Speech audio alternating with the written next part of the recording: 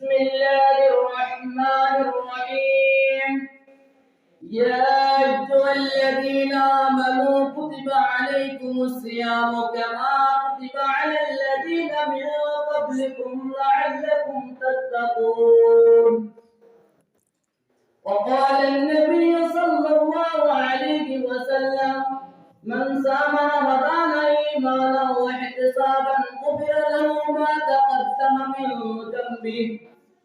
معزز علماء جناب صدر صاحب وحقان مشفق مدبر اساتذہ کرام اور میرے سامنے بیٹھے عزیز دوستوں اور میرے پیارے بھائی، آج میں اس سالانہ پروگرام میں جس موضوع کے تحت گفتگو کرنا چاہتا ہوں وہ ہے روزہ اور اس کی فضیلت۔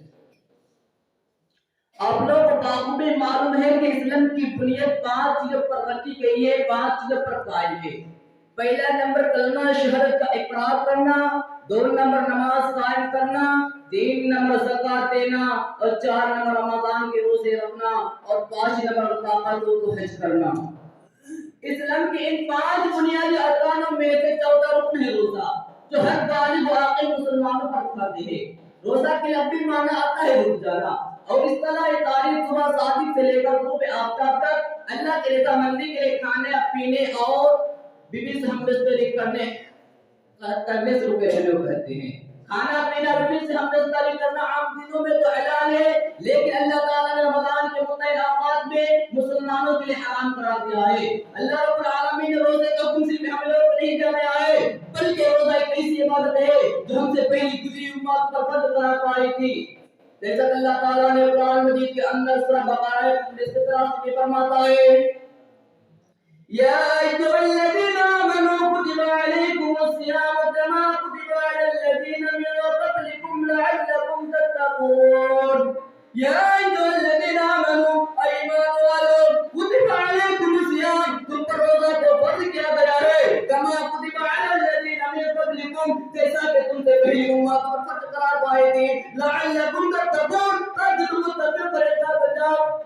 اللہ رب العالمین نے رمضان کا روزہ ذکر فرمایا ہے، پھر اس کی حکمت اور روایات کو بتلایا ہے تاکہ تم متقی پرہیزگار بن جاؤ اور تقوی اختیار کرنے والے بندے بن جاؤ۔ اللہ کے رسول صلی اللہ علیہ وسلم حدیث مبارکہ میں رمضان کی رحمت و برکات کو بشارت دی ہے۔ چنانچہ امام بخاری مسلم نے اپنے صحیح میں حضرت ابو ہریرہ رضی اللہ تعالیٰ عنہ سے روایت نقل ہے کہ آپ صلی اللہ علیہ وسلم نے فرمایا: من صام رمضان ایمانا واحتسابا غفر له ما تقدم من ذنبه، جس نے ایمان اور احتساب کے ساتھ رمضان کا روزہ رکھا تو اس کے پچھلے سارے گناہوں کو معاف کر دیے جائیں گے۔ رمضان کی پہلی فضیلت ہے، یعنی رمضان کے روزے سے اللہ تعالیٰ گناہوں کو معاف کر دیتا ہے۔ دوسری فضیلت یہ ہے کہ روزہ دار کے منہ کی اللہ تعالیٰ کے مشکل سے بھی زیادہ محبوب پسندیدہ ہے۔ جیسا کہ آپ صلی اللہ علیہ وسلم نے فرمایا، والذی نفس بیدہ لا تظن بالصائم يبعد اللہ تعالی من ريح المسك، قسم ذات جس کی قدرت میرے جان ہے، روزہ دار کے منہ کی اللہ تعالیٰ کے مشکل سے بھی زیادہ محبوب پسندیدہ ہے۔ تیسری فضیلت کرنے کا عمل کا ثواب متعین ہے، مگر روزے پر اللہ تعالیٰ نے وقت رکھا ہے جس سے اس کی عبادت کا پتہ چل جاتا ہے۔ روزے دار کو کتنا اجر و ثواب دیا جائے گا؟ جیسا کہ آپ صلی اللہ علیہ وسلم نے فرمایا: كل عمل ابن آدم يضاعف الحسنة 10 أمثالها إلى 700 ضعف، قال الله عز وجل: إلا الصوم فإنه لي وأنا وأجزي به۔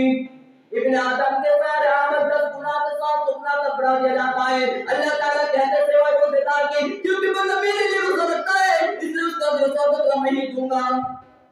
چوتھی فضیلت ہے کہ جب رمضان کا مہینہ شروع ہوتا ہے تو اللہ تعالیٰ جنت کے دروازوں کو کھول دیا جاتا ہے، جہنم کے دروازوں کو بند کر دیا جاتا ہے اور سرکش شیاطین کو جکڑ دیا جاتا ہے۔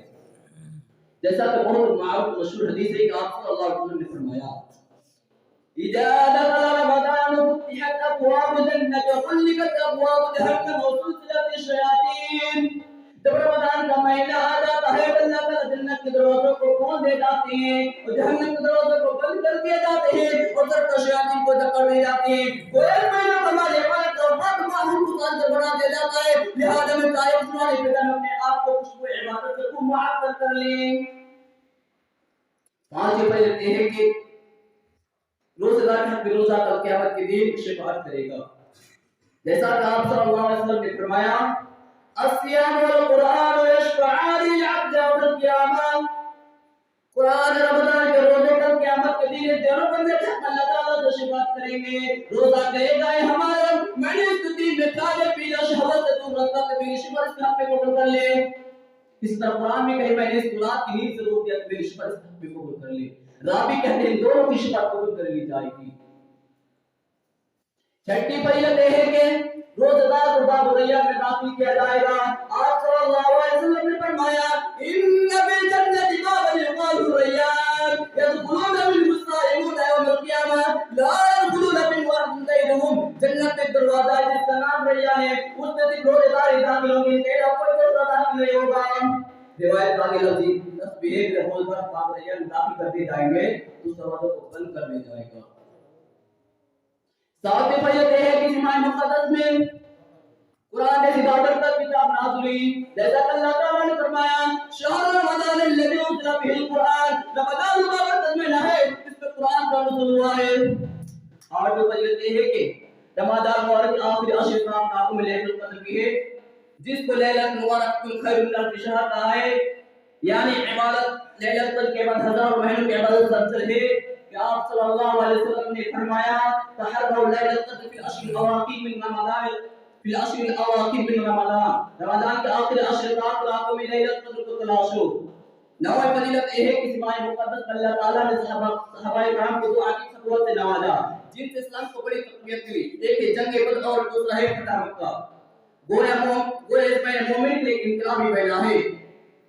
چنانچہ ہمارا ملک ہندوستان اس ماہ مقدس میں آزاد ہوا الحمدللہ. 10 فضیلت یہ ہے کہ ماہ مقدس اللہ تعالیٰ نے صحابہ کرام 10 فضیلت یہ ہے کہ روزہ دار کی دعا قبول ہوتی ہے، رب نیکی جاتی. جیسا کہ آپ صلی اللہ علیہ وسلم نے فرمایا ثلاث دعوات مستجابۃ دعوات الصائمین، 3 لوگوں کی دعائیں قبول ہوتی ہیں، ان میں سب سے پہلے نمبر پر روزہ دار کی دعا ہے. معزز صاحب ابھی آپ رمضان پہلے کی تعامل سے سن رہے تھے. یہ پہلے اس وقت روزہ دار کو حاصل ہوگی جب ان کے تمام مشرعی ذات کی بنیاد پر روزہ رکھے گا، ورنہ وہی عبادت فضیلت کا سبب بنتی ہے. مگر شرائط غیر موجودگی میں ہمارے لیے وہ عبادت فضیلت کا نظام بن جاتی ہے. اللہ تعالیٰ سے دعائیں تمام مسلمانوں کی حفاظت فرمائے. میں اس طرح ختم کرنا چاہتا ہوں. آخر اللہ تعالیٰ دعائیں تمام مسلمان بھائیوں کو آنے والے رمضان کے روزے رکھنے کی توفیق عطا فرما. آمین. السلام علیکم ورحمۃ اللہ.